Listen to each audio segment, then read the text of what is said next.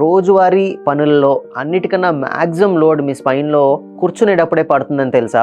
కూర్చున్నప్పుడు మీ బాడీకి సంబంధించిన వెయిట్ అంతా మీ స్పైన్లో ఉండే డిస్కుల మీదే పడుతూ ఉంటుంది. సో దానివల్ల మన డిస్కులు అనేవి అరిగే అవకాశం అనేది ఎక్కువ ఉంటుంది. మీరు 30 వయసులో ఉన్నా కానీ మీ స్కాన్ చేసినట్లయితే అది 50ల వయసులో ఉండటాన్ని మేము చాలా తరచుగా ఈ మధ్యన చూస్తున్నాము. దీనికి మన లైఫ్ స్టైలే కారణం. మనం కూర్చునేటప్పుడు కంపల్సరీ దేనికన్నా సపోర్ట్ తీసుకుని కూర్చోవడం అనేది చాలా అవసరం. మీరు వితౌట్ సపోర్ట్ ఎక్కువసేపు కూర్చున్నట్లయితే మీ మజిల్ అనేది ఫెటీగ్ అయిపోతుంది. ఏ మజిల్ అయినా రిలాక్స్ అవ్వాలనుకుంటుంది. మీరు అలా కూర్చునే ఉంటే ఆ మజిల్ రిలాక్స్ అయినప్పుడు ఆ లోడ్ అంతా మీకు స్పైన్ మీదే పడి అరగడం అనేది మొదలవుతుంది. రెండోది, ఫ్రీక్వెంట్గా బ్రేక్స్ ఇస్తూ ఉండాలి. కనీసం ఒక 20-30 నిమిషాల కన్నా ఒక్క నిమిషం లేచి కొద్దిగా 1-2 మినిట్స్ మీరు నడుము స్ట్రెచ్ చేసుకోగలిగితే మీ మజిల్ ఫెటీగ్ అనేది పోయి మళ్ళీ అది పని చేయడానికి రెడీగా ఉంటుంది. మూడోది, ఆ మజిల్ కి సంబంధించిన ఏదో కొంత స్ట్రెంథనింగ్ ఎక్సర్సైజెస్ అనేవి ఆ మజిల్ కి టోన్ మెయింటైన్ చేయడానికి ఈ రోజు ఎంతో కొంత స్టిమ్యులేషన్ అవసరం. చిన్న చిన్న ఎక్సర్సైజ్లు అయినా కానీ, సింపుల్ వాకింగ్ అయినా కానీ మీ మజిల్కి ఎక్సర్సైజే.